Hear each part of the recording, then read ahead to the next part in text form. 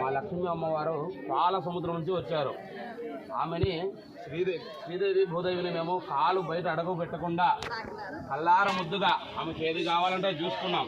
మీరు వైకుంఠం నుంచి ఆలవకొండ వరకు వచ్చిన వాళ్ళు మీరు ఎవరింటికి వచ్చారో నాకేం తెలుసు.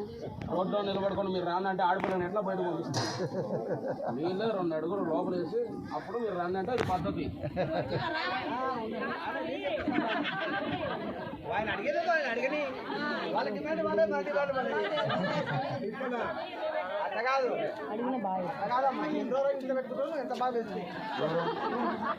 నువ్వు ఊర్లో పెళ్లి సంబంధం చూడడానికి వచ్చావు, బయట వీధిలో ఉండి అమ్మాయి ఎవరు ఊర్లోకి రండి వస్తారా? ఇంటి ముందుకు వచ్చి రన్నట్టు వస్తారా? ఇంటి ముందు ఇది ఇంటి ముందురా. బజార్లో నుంచి అడగరు ఎవరు పిల్లని, ఇంటి లోపలికి వచ్చి అడుగుతారు. మీరు ఎవరింటికి వచ్చారు మాకేం తెలుసు. వచ్చినవాడు భిక్షగాడనా లేకుంటే అడుక్కునేవాడనా మాకేం తెలుసు.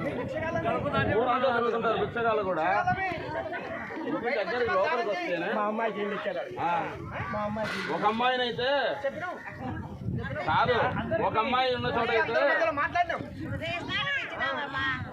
ఇంకా పెళ్ళే కాలేదు అప్పుడే ఎత్తిస్తామని.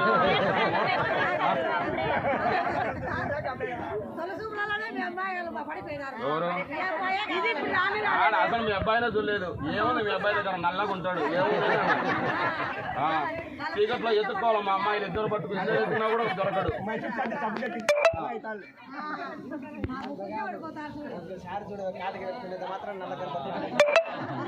ఏం కనపడట్లే మాకు తెల్ల కాదు కాదు.